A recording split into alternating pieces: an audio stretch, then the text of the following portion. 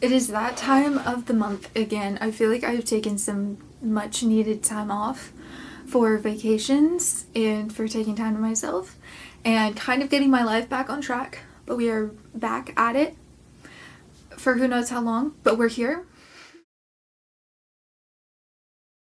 Anyways, that being said, June is over, July is here, and I read 10 books in June, and it's kind of sad. I mean, not super sad. I had a 5-star in June, and I had a 4.5-star in June, but other than that, I feel like nothing was really higher than a 4-star. And obviously a 4-star is not a bad rating, but I mean, like, I love 4-star books are still books that I thoroughly enjoy. But usually I'll have like several like 4.5 books or 4.25 books. And I feel like the books that I read in June were just very like average. I don't know.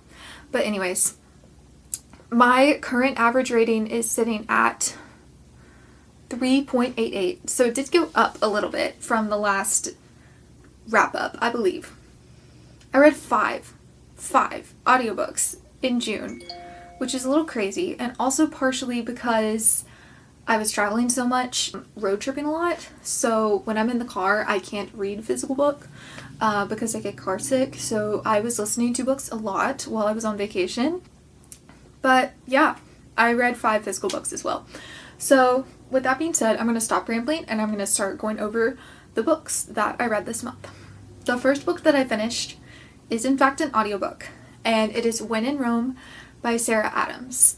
This is a no spice, small town romance. It's also a one of them is famous trope. So you have Amelia, and Amelia is a super famous pop star.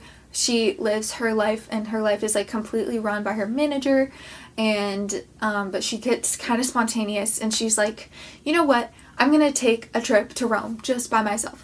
And she was like, well, I can't go all the way to Rome, Italy, so I'm going to go to the nearest Rome, and that is Rome, Kentucky, which is a super tiny little small town. And then she breaks down in the front of our main character guy, Noah's yard, and he comes out to her, and she thinks she's going to get kidnapped, obviously.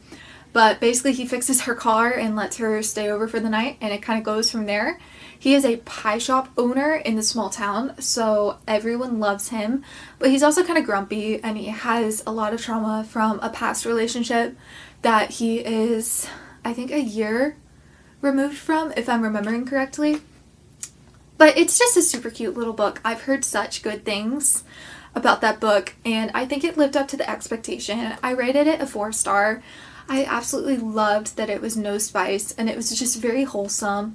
I don't even think that they cursed a lot in it. Like, it was just a wholesome little romance. I think it was a little bit simple, and that is probably why I rated it 4 stars. The next book that I read is Some Shall Break by Ellie Marney. This is actually the sequel to None Shall Sleep, which I think I read in 2022. It is a young adult thriller, and it follows these 2 teenagers who work in the FBI. It definitely sounds a lot like The Naturals, and I remember loving None Shall Sleep, and I loved The Naturals, and ever since I saw this book come out, I think it was last year, like when I started seeing it around Barnes & Noble. First of all, None Shall Sleep was released in 2018, and this was released in 2023, so I don't know if I was the only one, but I was definitely not expecting a sequel of any kind. But then this came out, and I think there's also supposed to be a 3rd one coming out. I don't think the release date has been announced yet. The ending was very, like, some things were tied up, but there were a lot of open-ended questions at the end of this book. Like I said, you're following 2 teenagers who work in the FBI, and they come in and they solve cases with the FBI, and they handle a lot of office work. They work a lot with this one specific serial killer whose twin sister also works with them in the FBI.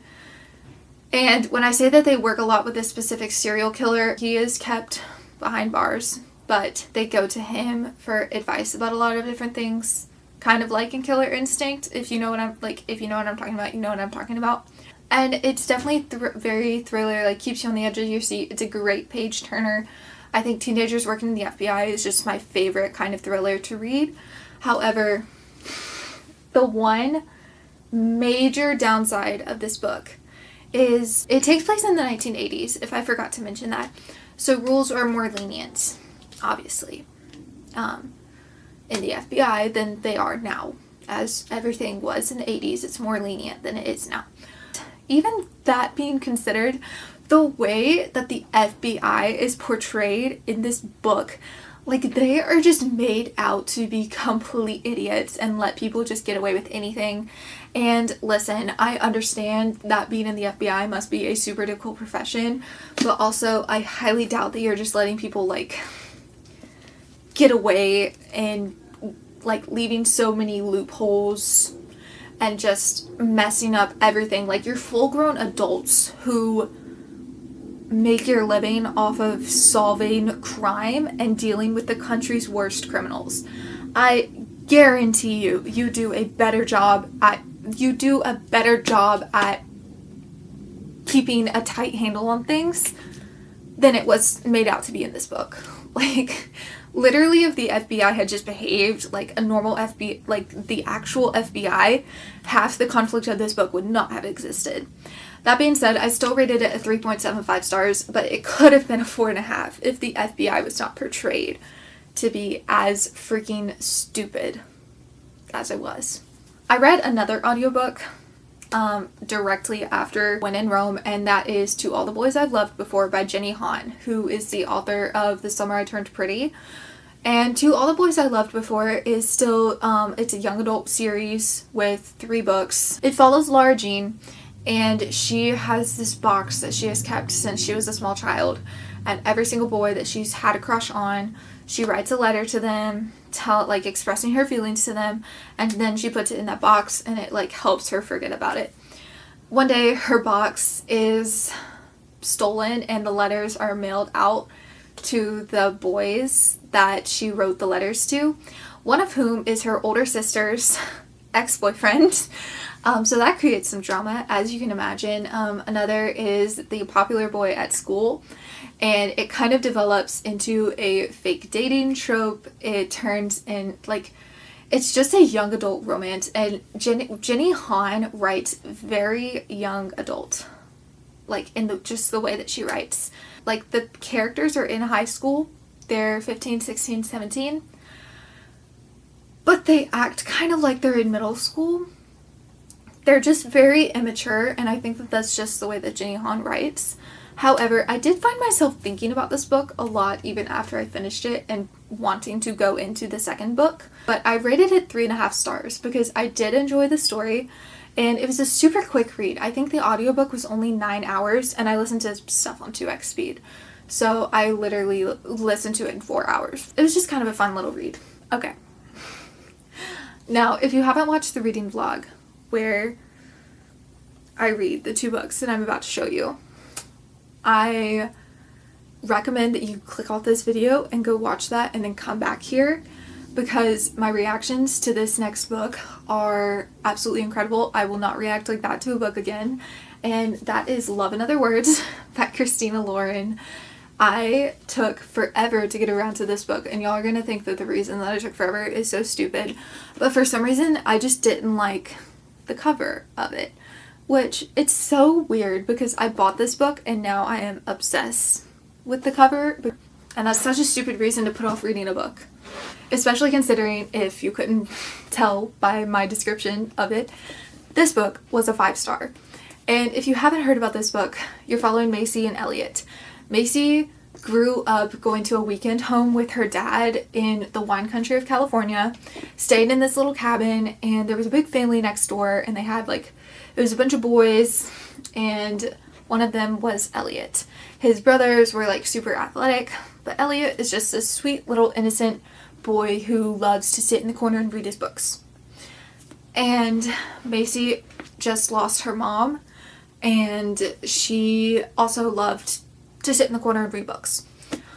So the 2 of them bonded over that, and they became childhood best friends, and then fast forward to 11 years later, they don't talk anymore, and you get the past and present timeline, and in the present timeline, Elliot just kind of runs into her one day, and it just kind of goes from there.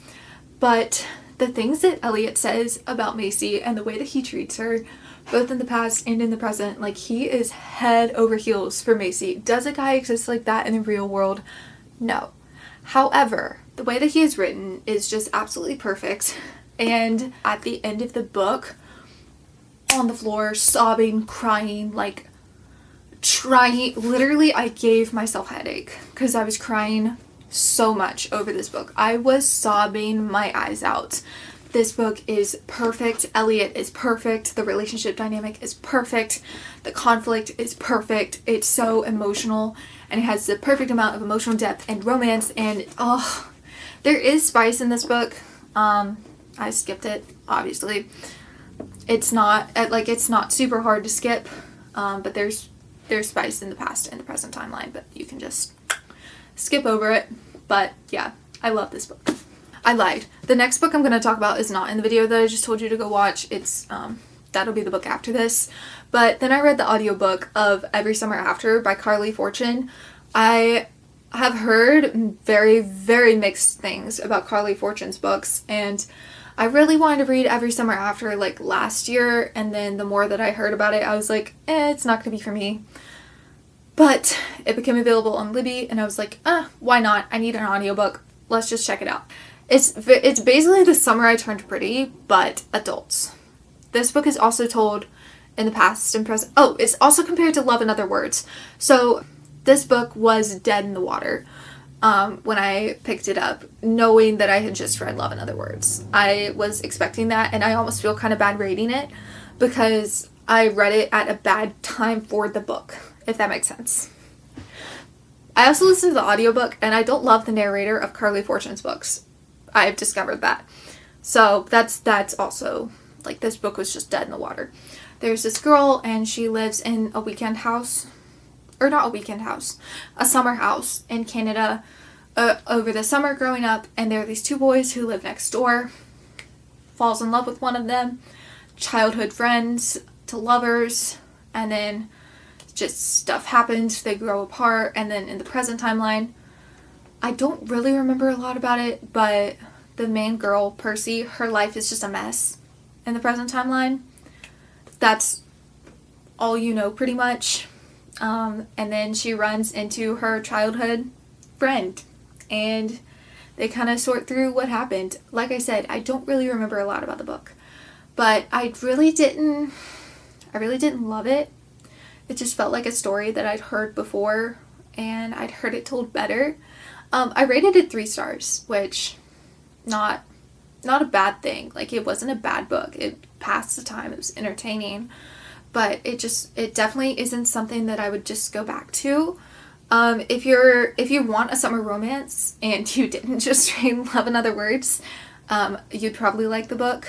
It just wasn't for me, and sometimes the way that they were behaving was very immature. Just a me thing. I also feel like there's a little bit more spice in Carly Fortune books than I would like. It's definitely not super spicy, but just a little bit more than I would like. So I've been reading a lot of romance. So I decided to switch it up with The Silent Patient by Alex Michaelides, which is in that vlog that I just told you about. And this is a thriller marketed for how good the plot twist is.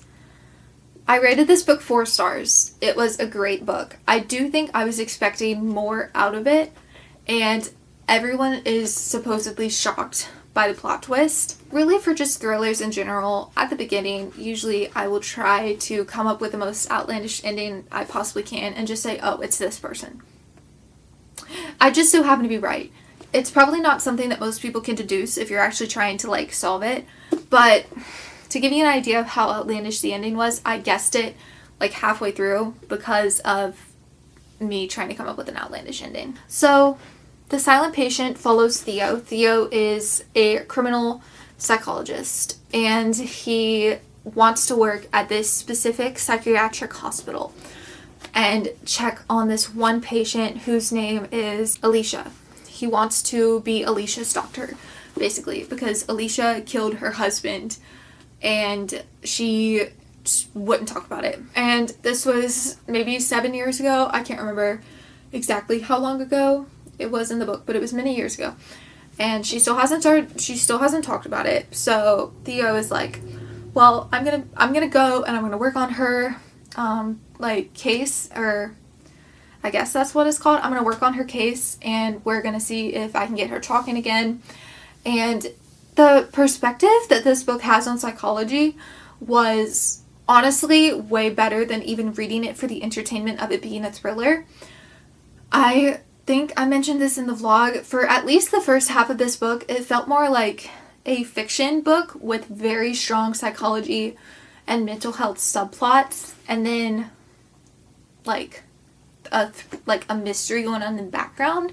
And then in the second half of the book, you're definitely getting more insight into what the mystery is and what actually is happening. It's a great thriller. It just wasn't everything that I expected it to be, which is what is so bad about the internet sometimes, because you can build up expectations for a book and it can just completely flunk those expectations because they were too high in the first place. The next book I finished, I think this is the last audiobook of the month. No. I read Renegades by Marissa Meyer, which has been on my TBR. I think it's on my summer TBR, but it's been on my radar for so long, and I just haven't had the motivation to pick it up and read it. Because if you've seen the physical books, like, those books are bricks. But I read the audiobook, and I rated it 3.5 stars. It is a young adult dystopian novel that centers around these two government groups, and they are the anarchists and the renegades. The renegades are like the good guys, they're the people running the city, and the anarchists are the villains. You get the point of view of one anarchist and one villain. Or what? One anarchist and one renegade in the story. And all of the renegades and all of the anarchists are superheroes or supervillains. They have these super great superpowers. You can be born with them, or they can manifest from a traumatic experience that you had as a child. Listening to the audiobook was definitely the right choice because it felt like I was listening to a Marvel movie just without pictures. The only thing I think that book was hard for me with is I don't think I was in the mood for a dystopian novel specifically. With it being summer, really all I want to read is fiction and romance. But the superhero aspect of it definitely made it super enjoyable. However, the audiobook is 17 hours long, and like I said, the books are bricks.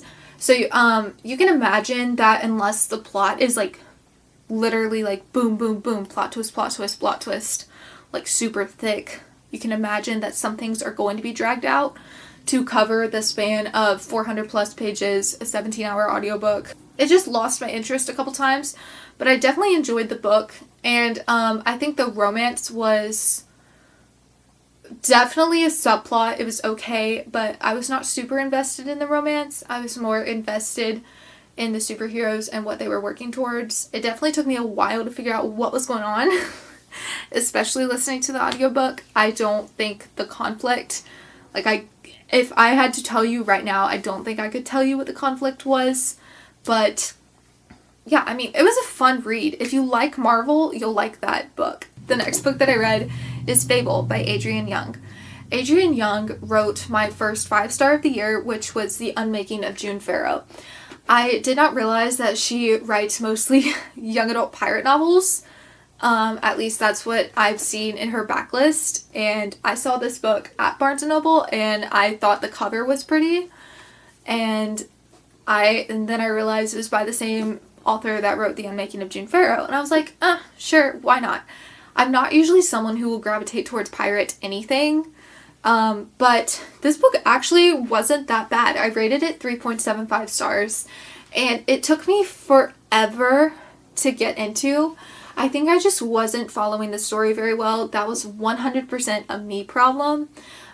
This was the first book that I finished on vacation, and I went from Eastern time to Pacific time, and then to Mountain time, and then to Pacific time over the course of 3 days. So my brain was just disoriented, and not that the plot is complicated or anything. I almost think that the plot is a little simple. It's just, like I said, I'm not someone who gravitates toward pirates. I am not used to reading that kind of stuff. So, like I said, completely a me problem. But you follow Fable. That is the girl's name. Her father abandoned her on this island when she was 13, right after her mother died in a shipwreck. And he basically said, if you can get off the island and get back to me, I will give you a place on one of my ships. Because he is a trade lord of the world that they're in, and so he is like super rich basically, and he mans a lot of ships. So fast forward 4 years, Fable is now 17, and she is flying by the seat of her pants, like fighting to survive on this crime island, and she gets in some trouble, and she's like, I have to get off this island. So she goes to this trader who she always trades with, and his name is West. And she pays him, and she's able to get off the island.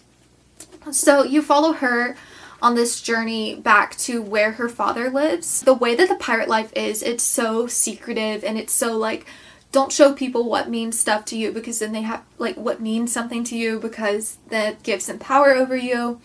And it's very much a closed off, cold, kind of cutthroat world. And it was really interesting. It kind of limited the amount of emotional connection that you could have in this book. The only character that you could emotionally connect to was Fable, because it's told from her point of view, and you don't get a lot of emotional depth into any of the other characters because they will not tell her things, and she will not tell them things. You only know stuff about her because you're inside her head. However, the book did get really good halfway through. Again, this was another book that it was really hard for me to follow the conflict on, but once we got the plot really rolling, like halfway through, I was super invested, and we got crumbs of romance, which, again, that was something that I was very surprised about, because, like I said, this is a very cutthroat, cold world where you don't get a lot of emotional connection. But you get to fall, like, her on the ship with the teenagers, like, with the trader that got her off the island. They're all super young to be sailing. It's a small crew. And despite how you don't get a lot of emotional depth, you can tell that the crew is like a family. And so it's a found family aspect, I guess. But, yeah, and there are crumbs of romance.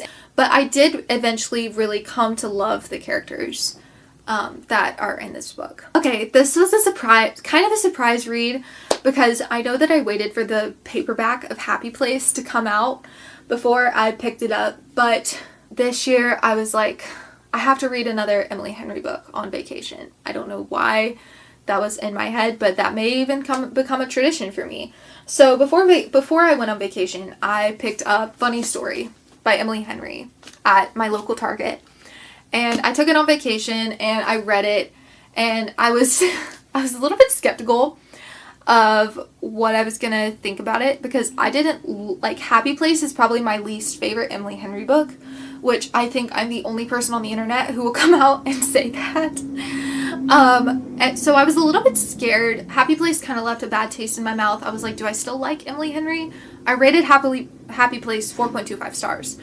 Like, it wasn't a bad book at all. It just wasn't like 4.5, 5-star material that book lovers and people we meet on vacation and Beach Read was for me. I don't know why. And I've also heard mixed things about Funny Story and about the guy in Funny Story, so I was a little scared. However, I rated this book 4.5 stars. You have Daphne and you have Miles. Daphne is a librarian. Miles is a bartender. No, Miles works in a winery. He works in a winery. And Daphne's fiance was childhood best friends with Miles's girlfriend. And so he took her on his bachelor trip as to be like one of the boys, and they get home from the bachelor trip, and he's like, hey, Daphne, actually, I'm in love with my childhood best friend. Peace out. See you later. I'm leaving. And so Daphne's like, excuse me, we were going to get married, and you're just now, like, we've been dating for 3 years, and you're just now telling me you have feelings for your childhood best friend? And then Miles says, well, dang! We've been dating for 3 years, and you're just now telling me you have feelings for your childhood best friend? So they're stuck in between a rock and a hard place. They're in a sticky little situation. So Daphne ends up becoming Miles' roommate because Peter, her ex-fiance's name was on the house. So he kicks her out. And so Miles obviously has an opening for a roommate because his girlfriend just dumped him. So she moves in with Miles. They become roommates. And they're complete opposites. And Miles is kind of like a pothead.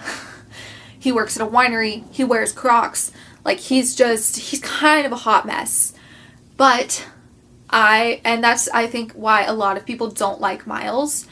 However, the way that this man has, like, the acts of service that this man does, the family trauma that this man has, the reasons as to why he is the way he is, the emotional depth in his character is phenomenal. Same with Daphne. Daphne's family first of all, Daphne's a librarian, which is the cutest thing ever. She's a children's librarian. Like, hello, it's so adorable. And she also has family trauma that you deal with in the book, and the emotional depth of both characters combined, perfect. I understand that Miles is not the typical book boyfriend with an office job who buys the girl roses like every other day. Like, he's not that, but he becomes that. And sure, he smokes weed. He works in a winery. Whatever. How many guys in the real world act like book boyfriends?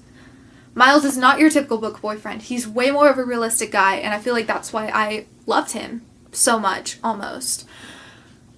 However, the only reason that I did not rate this a 5-star is there was a specific conflict in kind of the middle end of the book with Daphne's best friend that because I originally rated this book a 4.75, and then the more I thought about it, I was like, I'm going to drop it to a 4.5 because that conflict really felt really weird to me.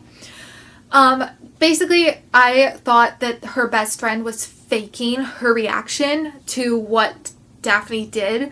Like, that was how... It wasn't badly written. It was just like, come on, guys. Like, we're grown women. We're grown women. We don't have to act like this. Like, this isn't... I understand where you're coming from, but at the same time, this is not that big of a deal. But other than that, I love this book, and it was super cute, and I would 100,000% recommend this book. The last book that I read in June is actually a reread, and I reread it mostly on audiobook. And then Spotify was so rude as to tell me that I ran out of hours with 6% left, so I had to finish it in my physical copy when I got home from my trip. That is Powerless by Lauren Roberts. Reckless has released by the time that I'm releasing this video, and it's pre-ordered and it will arrive on my doorstep very soon. This book, I reread it because I thought it would be a 5-star upon a reread. It was not. It was still a 4.5. However, I still love Peyton. I still love Kai. Their dynamic is just absolutely perfect, and I genuinely cannot wait to see where the story goes in Reckless after the ending to this book. Because if you know, you know. The only reason that I think it wasn't a 5-star is just, like, I've heard this story before. Not in the sense that it was a reread. Like, obviously I've heard this story before. But the dystopian aspect of how the book is, like, the plot and the romance and everything. Like, I've heard the story before. I've heard those ideas in a book before. This book definitely did it the best. It's just, I don't know, it just wasn't a perfect book. Does that make sense? Anyways, Enemies to Lovers in this is phenomenal. Phenomenal. And I'll leave it at that. Alright, well, that is all the books that I've read in June. I would give you a July TBR, but considering I only read like 50% of my June TBR, I think I'm just going to mood read in July. Well, that and my physical TBR has now exceeded 15 books. We aren't going to talk about it. Yeah, we'll just leave it at that. Anyways, I love you guys, and I will see you, I guess, whenever I see you. I'm hoping that I'll be able to get a mid-year book tag of some kind up very soon. And yeah, I love you. Talk to you soon. Bye.